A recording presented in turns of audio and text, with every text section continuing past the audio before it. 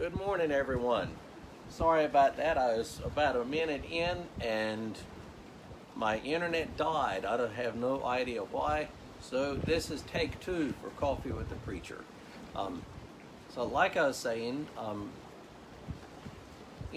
churches now are just beginning to talk about how they can move back into their sanctuaries.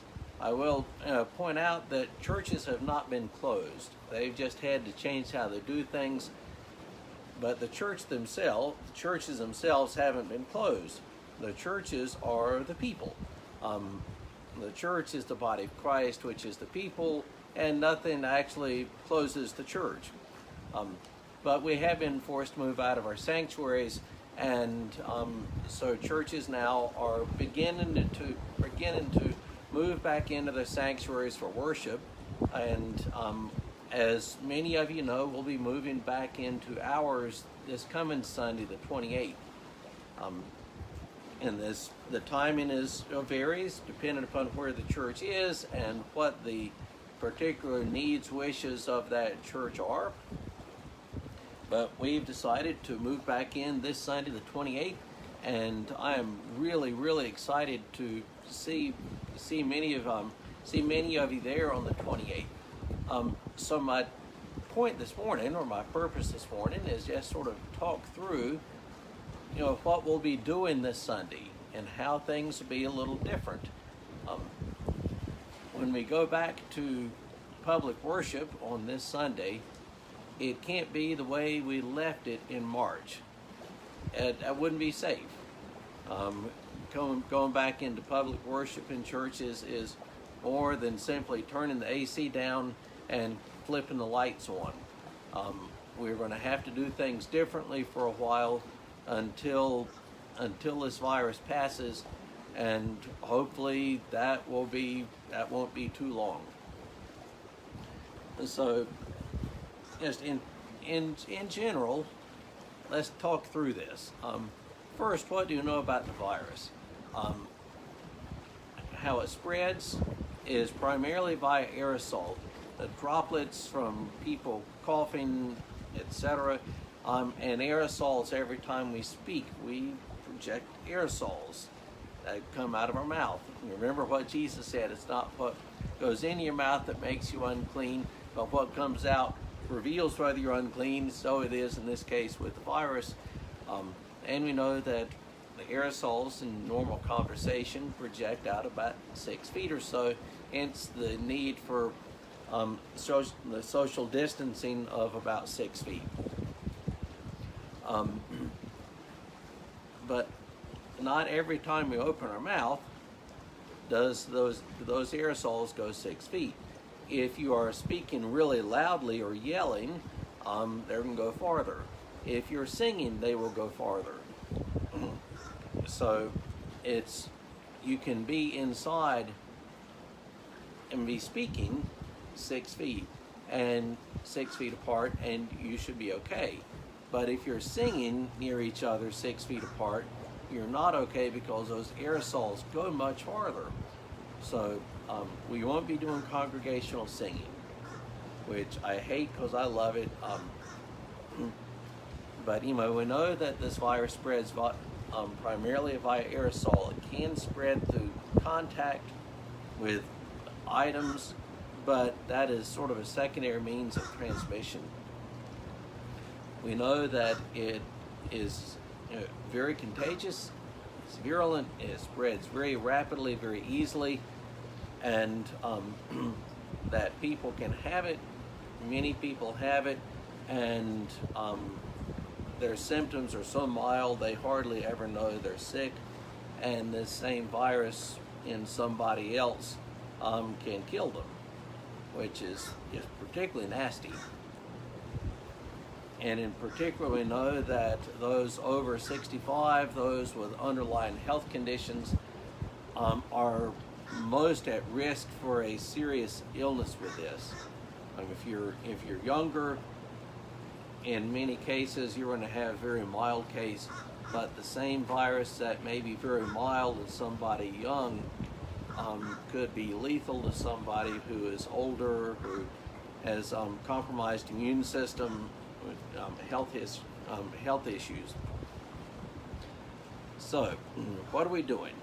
First of all, before we come into our churches on the 28th, both the sanctuaries have been cleaned well. A team of volunteers wipe down, disinfect all the hard surfaces. The virus does not live well on fabric, soft surfaces, so they're fine.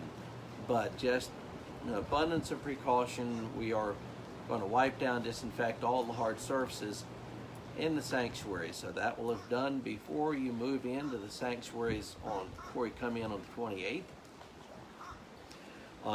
When we come in on the 28th, you will find that some of the pews have been blocked off. We'll have blocked off 2 out of every 3 pews to enforce some distancing between us.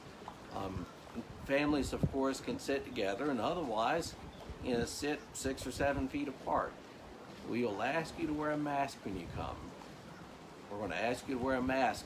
Why do you wear a mask? The mask, unless it's one of the surgical grade N95s, the mask does not protect you from other people, but that mask will protect other people from you. So if you are carrying it and don't know it, if you wear a mask, then you are helping the other person out. So we're going to ask you to wear a mask when you come. If you have felt ill, if you've had a fever in the last day or two, stay home. So if you're feeling ill, if you had a fever, stay home. We're going to continue to live stream these through Facebook Live for some time to come. And I know that I know and understand that a lot of people won't want to come back right now because they've got some underlying health issues, and if I were in their shoes, I would probably do the same thing. And so for those who are feeling ill, we'll continue to live stream these on Facebook Live for some time. Like I mentioned a few minutes ago, we're not going to be doing congregational singing. We will have music. We can't do music without congregational singing. Obviously, piano and organ don't spread aerosols. Brass instruments are, because of all the piping and the tubing, really are pretty safe as far as aerosols. You can do a soloist, a vocal soloist, and that would be fine because that person could be at the back of a sanctuary, 40 or 50 feet from the closest person in the congregation, so that could be perfectly fine. When you come into the worship services, you'll notice that the pew Bibles and hymnals will have been removed.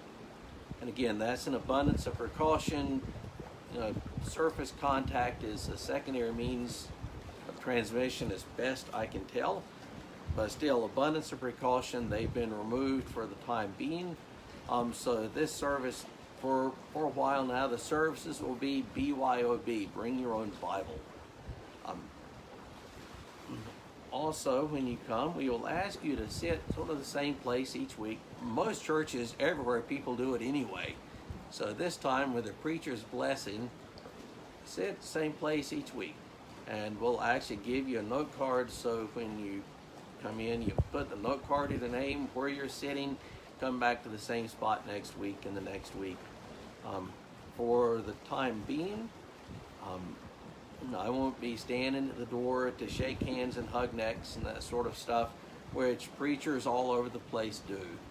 And after a worship service, I'm going to miss it, but for now, we can't do it. Again, we got to be careful, we got to be safe. And also, when you come back in this Sunday, we won't be doing an offertory as such, passing a plate. Difficulties with that is it requires you to get too close to each other. It's hard to maintain 6-foot social distance if you're passing something up and down a pew, and also the transmission element of passing the plate. So there'll be a plate or a bucket by the door when you come in, so that either as you are coming in or you're going out, you can put your check or your offering, your tithe, into the plate then, without there being a formal offertory in the midst of the service. And we will do our best to keep the services short. I've got the one for this Sunday timed out at 35, and I'm going to do my best to keep it at 35 minutes. And in that, think about it, that's logical.